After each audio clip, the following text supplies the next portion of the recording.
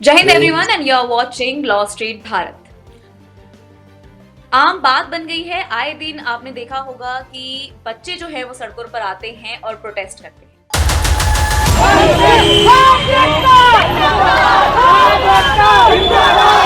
इसी बात पर चर्चा करने के लिए उत्तराखंड के फॉर्मर डीजीपी अशोक कुमार हमारे साथ हैं। सर, हमारे साथ जुड़ने के लिए बहुत बहुत शुक्रिया। धन्यवाद महिमा। जैसे कि आप खुद सर एस्पिरेंट रह चुके हैं, अभी हाल ही में देखा सर यूपी पीसीएस को लेकर प्रोटेस्ट हुआ, काफी वायलेंट जो है वो प्रोटेस्ट हो गया था। इससे पहले कई प्रोटेस्ट जो है वो होते आ रहे हैं। क्या कारण है कि बच्चों को सड़कों पर उतरना पड़ रहा है? देखिए, कई बारी तो ये लॉस ऑफ कॉन्फिडेंस ही है मोस्टली, तो कि लोगों का सिस्टम से विश्वास उठ जाता है, सिस्टम की ट्रांसपेरेंसी से विश्वास उठ जाता है कि वो पूरी तरह से पारदर्शी है, साफ सुथरा है, करप्शन फ्री है और सबके लिए समान अवसर हैं। तो मुख्य मुद्दा तो यही है, और उसके बहुत सारे कारण रहते हैं इस तरह के विश्वास उठने के। सर, अभी जिस तरह से प्रोटेस्ट रहा, बीच में जिस तरह से प्रक्रिया चल रही है, यूपी पीसीएस का एग्जाम होने वाला है, उस बीच में ही एक नोटिस आता है कि जो एग्जाम्स हैं उसकी अलग अलग शिफ्ट में होंगे। एग्जाम्स में जो मार्क्स की प्रक्रिया है उसको नॉर्मलाइज किया जाएगा। तो इस तरह से जो नोटिस जो दिए जाते हैं वो कितने सही हैं? मेरे ख्याल से ये मुद्दा तो इस बात का था कि कई स्टेट्स में पेपर लीक स्कैम हुए, आपको पता है। और पेपर हमने उत्तराखंड में भी हुए, बहुत सारे लोगों को जेल भी भेजा हमने, केसेस वर्कआउट भी हुए। जहाँ से प्रिंटिंग प्रेस, जहाँ से पब्लिश होता था क्वेश्चन पेपर, वहीं से लीक हुआ था, वहाँ से भी मास्टरमाइंड्स थे। तो ये काफ़ी इस तरह की आशंकाएं रहती हैं। तो एक ये भी देखने में आया है कि, और कई सारे केस हमने किए, ऑनलाइन स्कैम के भी किए, कि कई बारी जो है प्राइवेट स्कूल्स जो होते हैं ना, वहाँ कंप्रोमाइज होने का चांस ज़्यादा रहता है। सिस्टम की जो है ना इंटीग्रिटी को लीक होने का या कंप्रोमाइज होने का चांस ज़्यादा रहता है। प्राइवेट टीचर्स होते हैं, उनको भी इन्विजिलेटर बनाते हैं। वो लोग कई बारी बहुत ही कम सर्विस के होते हैं, खुद ही उनके बहुत सारे लोग उस तरह से सर्विस हो सकता है एग्जाम में इन्वॉल्व हों। तो इसीलिए प्रोबेबली इन्होंने ये किया था यूपी वालों ने कि प्राइवेट स्कूलों से एग्जाम हटा दिए। तो ऑब्वियसली फिर जब ज़्यादा सेंटर्स हैं और उतने गवर्नमेंट स्कूल्स अगर अवेलेबल नहीं हो, उसमें और भी बहुत सारी कंडीशंस होती हैं स्कूल्स को एलिजिबिलिटी के लिए। तो इसीलिए कई बारी कर सकते हैं कि भाई 1 दिन की बजाय 2 दिन में होगा, तो उससे फिर लोगों में पहले से ही डाउट है कि तो कुछ गड़बड़ करने वाले हैं, इसलिए बच्चों को लगा कि भाई 2 दिन में क्यों कर रहे हैं। अच्छा, नॉर्मलाइजेशन जो है ऐसा नहीं है कि पहली बार हो रहा हो, नॉर्मलाइजेशन तो पहले से भी यूपीएससी में भी होता है। जो यूपीएससी है, केंद्रीय संघ लोक सेवा आयोग है, वहाँ भी नॉर्मलाइजेशन होता है, क्योंकि हमारे टाइम में 2 सब्जेक्ट होते थे। तो 2 सब्जेक्ट्स में बहुत बड़ा रेंज है, from literature to mathematics to physics, engineering और नॉर्मल आर्ट्स के सब्जेक्ट्स। तो उसमें जो है हमेशा नॉर्मलाइजेशन की जरूरत तो पड़ ही सकती है। एक तो सब्जेक्ट की वैरायटी के लिए जरूरत पड़ सकती है, और एक जो है पेपर कभी टफ आता है, कभी आसान आता है, तो उसके लिए भी नॉर्मलाइजेशन की जरूरत पड़ सकती है। That way percentile scores are a better reflection. मान लिया 1000 लोगों ने एग्जाम दिया, तो उसमें से आप टॉप 10 में हो तो 99 परसेंटाइल हो गया आपका, 100 में से एक टॉप 10 है ना। तो वो भी ठीक है, क्योंकि एवरेज माना जाता है कि भाई एक ग्रुप दे रहा है तो उसमें परसेंटेज ऑफ इंटेलिजेंट लोग या हार्ड वर्किंग लोग एक समान सही होगा, अगर ग्रुप अच्छा खासा बड़ा ग्रुप है। यहाँ तो लाखों लोग रहते हैं प्रत्याशी, तो इसलिए नॉर्मलाइजेशन पे डाउट नहीं किया जाना चाहिए। But normalisation can also be a transparent process. तो नॉर्मलाइजेशन आप कह रहे हैं कि अगर होगा तो वो सही रहेगा? मुझे कोई दिक्कत नहीं लगती है, ये भी साइंटिफिक है। और बट सिर्फ ये कि इसको ट्रांसपेरेंट क्या कर दें तो कोई प्रॉब्लम नहीं है, ट्रांसपेरेंट हो जाना चाहिए। इसकी प्रक्रिया जो है वो थोड़ी ट्रांसपेरेंट होनी चाहिए। और जो 2 शिफ्ट की सर जो ये होता है कि एक ही दिन में एग्जाम्स हो, 2 शिफ्ट में नहीं हो, इस डिमांड को आप कितना सही मानते हैं? देखिए, एक दिन में एग्जाम होगा तो फिर अलग अलग पेपर्स की जरूरत नहीं पड़ेगी। मेरे ख्याल से 2 दिन में एग्जाम हो रहा है, पेपर अलग अलग आ रहे हैं, पेपर अलग अलग आ रहे हैं, इसलिए नॉर्मलाइजेशन चाहिए। कोई एक पेपर आसान हो, कोई एक पेपर टफ हो, तो सारे आसान वाले ही क्रैक कर लेंगे। नॉर्मलाइजेशन करने से क्या होगा कि आपके परसेंटाइल स्कोर लिया जाएगा। मैंने कहा, अगर परसेंटाइल स्कोर लेते हैं तो वो बहुत ही सारे आजकल ऑनलाइन जितने इंटरनेशनल एग्जाम है, हम्म। इवन जेई है, आप देखिए सब परसेंटेज पे आ गए। हम्म। परसेंटेज का मतलब ये है कि भाई एक पर्टिकुलर एग्जाम में जितने लोग बैठे आप उसमें से टॉप कितने परसेंट ब्रैकेट में, उस हम्म। हिसाब से आपका स्कोर हायर होता है। तो वो अच्छा। लगभग सबकी सेम होती है, तो मेरे ख्याल से उसमें डाउट करने की जरूरत नहीं है। ओके। वो ठीक है, हाँ, मुझे नहीं लगता उसमें कोई प्रॉब्लम। लेकिन उसके बाद प्रोटेस्ट हुए, लोग जो है वो बैरिकेटिंग जो है वो टाप गए, पुलिस को आना पड़ा, इस दौरान सड़क सड़क पे उतरना पड़ा और जो भीड़ को है वो संभालना पड़ा। तो सरकार ने फिर जो है आके जो है प्रोटेस्टर्स की डिमांड मांगी। तो क्या लगता है यहाँ पे जो कम्युनिकेशन है वो गैप रहा कहीं ना कहीं कमीशन में और बच्चों के बीच में? ऐसा बहुत बार होता है, बहुत बार इस तरह की जब लॉ एंड ऑर्डर की प्रॉब्लम आती है तो कई बार कम्युनिकेशन गैप की वजह से भी आती है।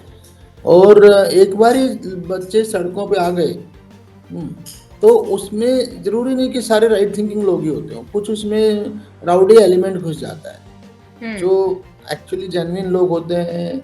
पहली बात तो हमारा ट्रांसपेर जो है ना, ट्रांसपेरेंसी लेवल इतना हाई होना चाहिए, इंटीग्रिटी और ट्रांसपेरेंसी, कि लोगों को जरूरत ही ना पड़े सड़कों पे आने की। हम्म। और हमारा सिस्टम ट्रांसपेरेंट होगा तो हर प्रक्रिया को हम ओपनली बताएंगे, ये हम्म। हमारा प्रोसेस है, ये है, तो इसमें कुछ भी गड़बड़ नहीं है। हम्म। गड़बड़ नहीं है, साथ ही साथ ये भी बोलना चाहिए, हमें दिखाना चाहिए कि गड़बड़ की संभावना भी नहीं है।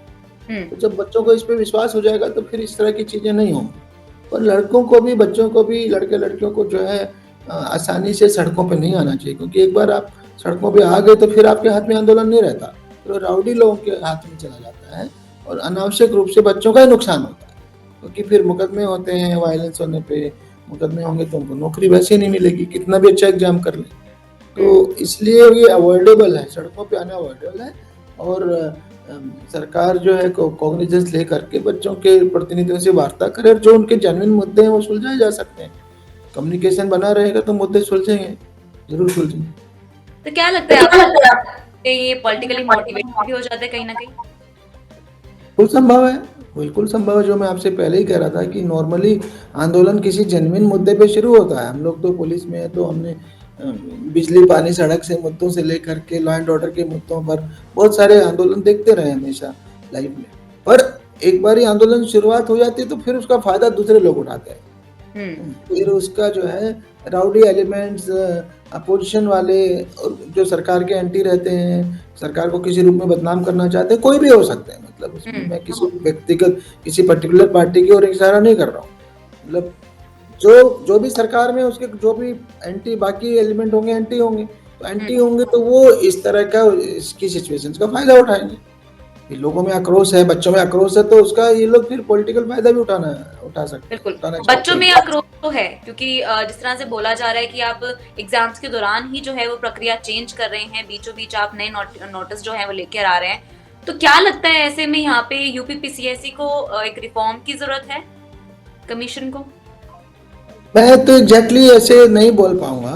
मेरा तो मतलब यही है कि अगर हम जो भी करें, पहली बात तो ऐसी नौबत ना आए कि हमें बीच में प्रोसेस बदलना पड़े। दूसरी बात, अगर बीच में प्रक्रिया बदली है तो उसके कोई ना कोई इम्पेलिंग रीजंस होंगे, कारण होंगे, तो फिर उन कारणों को भी प्रॉपरली हम हाईलाइट करें, कम्युनिकेट करें कि इस वजह से हो रहा है, और जो हो रहा है वो ट्रांसपेरेंसी के इंटरेस्ट में है।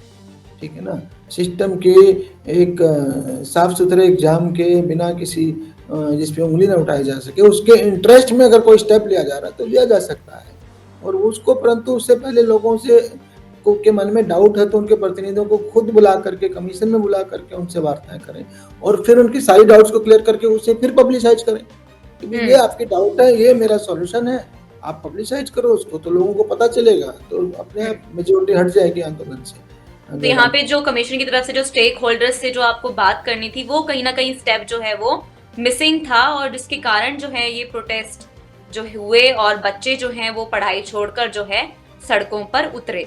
तो इस तरह के और भी हमने प्रोटेस्ट देखते हैं। स्टेट पीसीएस की बात करें तो डेट्स टाइम पर नहीं आती है, कमीशन कहीं ना कहीं हमेशा सवालों में रहता है, बच्चे सालों साल मेहनत करते हैं लेकिन एग्जाम्स की डेट जो है वो कहीं ना कहीं डगमगाती रहती है, आज है नहीं कल है।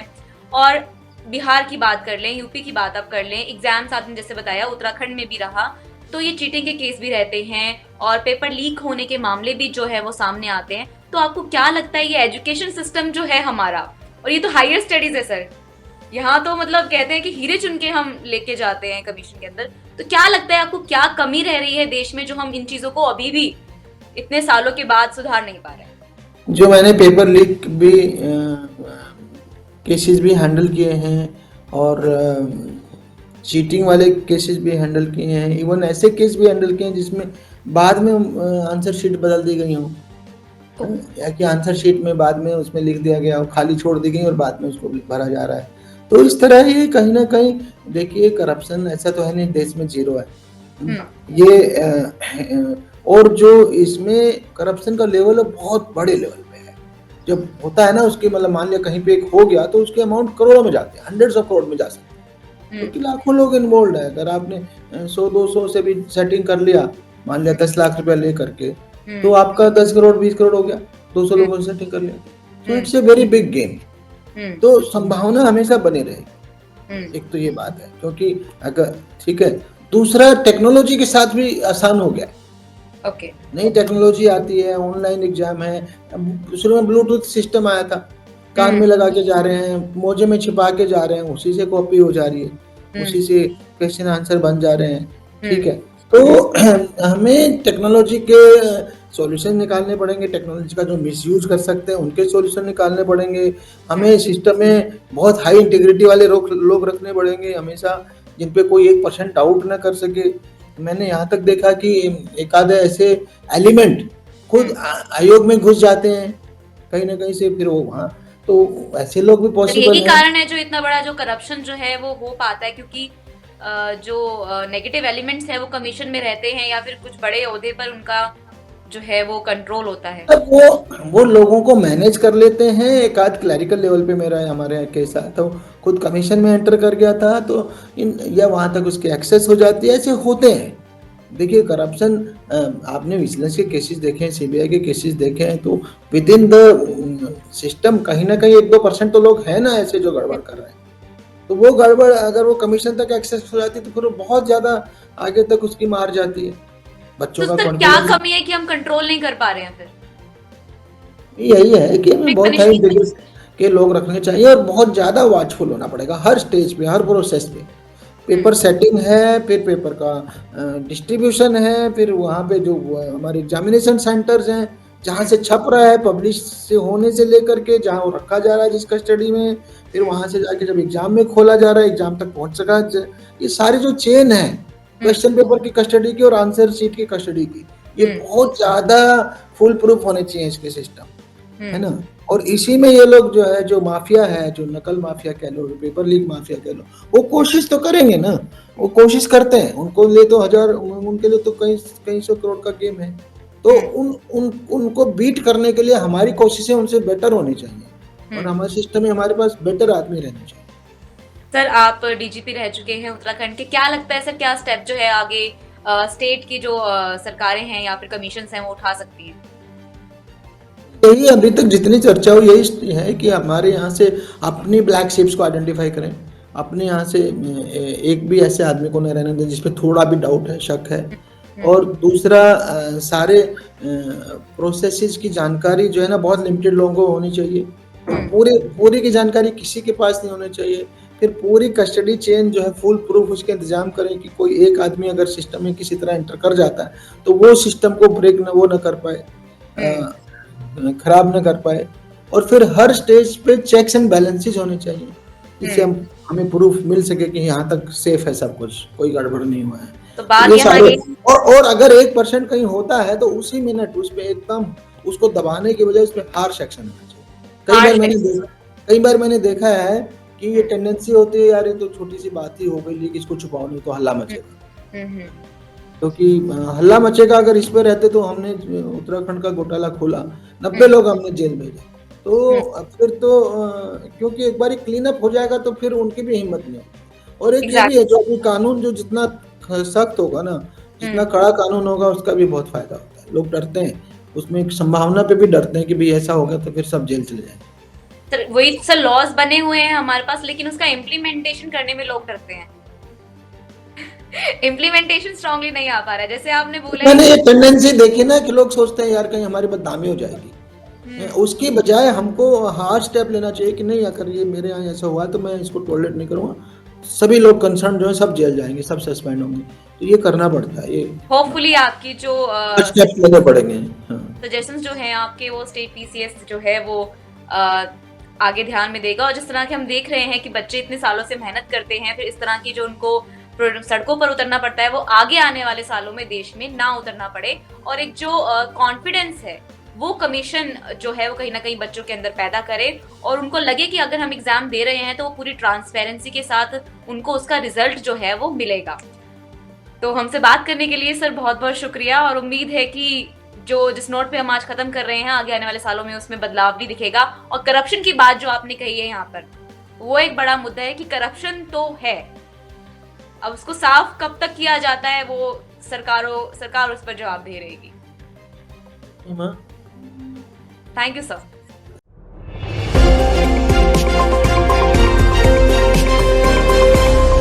लॉ स्ट्रीट भारत, राष्ट्र के हित में।